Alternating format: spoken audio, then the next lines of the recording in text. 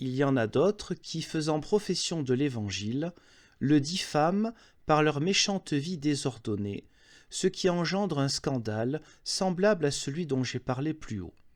De fait, puisque saint Paul dit qu'en vivant saintement, nous honorons l'Évangile, tous ceux qui mènent une vie dissolue sont autant de tâches et opprobres pour le déshonorer. Il n'y a pas de doute que Dieu n'ait préparé une horrible vengeance contre ceux qui, par leur méchanceté, sont cause que l'Évangile soit diffamé et son saint nom exposé au mépris.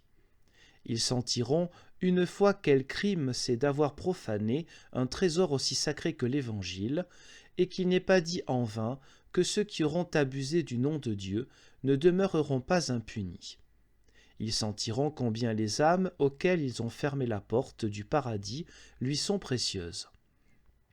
Premièrement, c'est un excès trop énorme de confesser Dieu de la bouche en le reniant par les œuvres. Comme saint Paul en parle.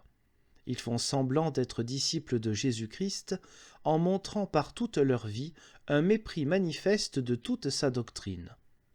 Mais c'est encore un sacrilège plus exécrable d'abuser du nom de l'Évangile pour couvrir leur méchanceté.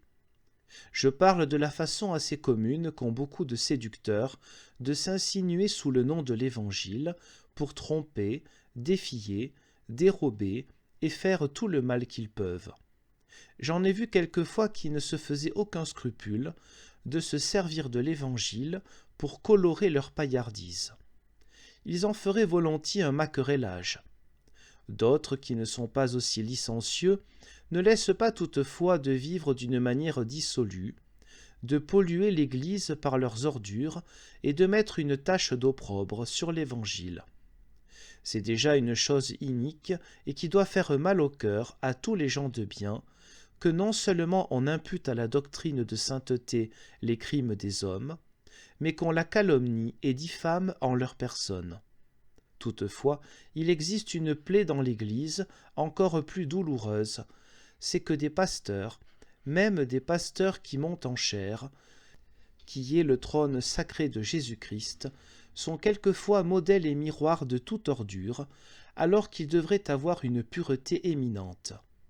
À cause de cela, leurs sermons n'ont pas plus de gravité ni de foi que si une farce se jouait sur une estrade.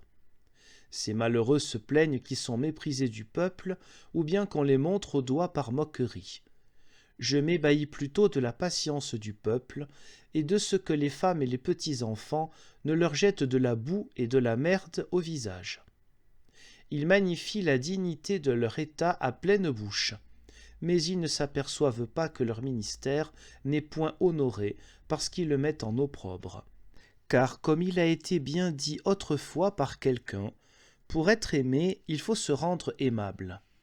Aussi, celui qui veut être honoré se doit d'acquérir une révérence par une vie sainte et honnête. Plût à Dieu que l'Église puisse se purger d'une telle infection.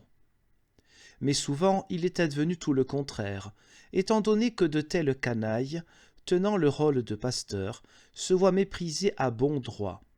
Leur mauvaise conscience leur ôte toute liberté. Ils se voient même contraints et asservis à tout le monde à cause de leur mauvaise vie. Cela fait qu'ils n'osent pas ouvrir la bouche pour requérir rigoureusement que chacun fasse son devoir comme il conviendrait. Quand quelqu'un a failli, ils sont contraints de l'épargner et de le flatter, car ils craignent et ont honte de pousser les autres là où ils ne sont pas. Davantage, ce sont des ventres paresseux qui, pour s'exempter de peine et sollicitude, afin de se réjouir et faire grande chère, laisseront tout aller à la renverse. Certains même sont si ennemis de la vertu qu'ils prennent plaisir à favoriser le mal en supportant toute faute où qu'elle soit. Or le peuple qui de son côté ne vaut rien, aime de tels gens et fait semblant de les tenir pour les meilleurs prêcheurs du monde, et afin de les avoir pour avocats de leurs vices. Il les supporte et entretient. Voilà comment les ânes se frottent mutuellement. Cependant, une grande partie de ceux qui nourrissent ainsi le mal et empêchent qu'on puisse y remédier, allèguent le scandale que leur font leurs prêcheurs. Ils sont bien aises d'avoir ainsi un prétexte pour se retirer de l'Évangile, en quoi ils sont bien impudents. Mais encore qu'on ne soit pas cause de tels vices, ce n'est pas une excuse pour renoncer à s'approcher de Jésus-Christ. Car c'est comme si un homme ne voulait point boire à la source, parce qu'elle serait environnée d'épines et de buissons, bien qu'il y eût accès pour y entrer, ou que sans grande difficulté il puisse enjamber les épines. Ils en voient quelques-uns qui ont l'Évangile à la bouche et mènent cependant une vie désordonnée. Voilà, disent-ils, ce qu'est cet Évangile. Ce serait bien mieux pour eux d'être indignés en voyant l'outrage fait à Dieu quand la vie des hommes répond si mal à sa doctrine.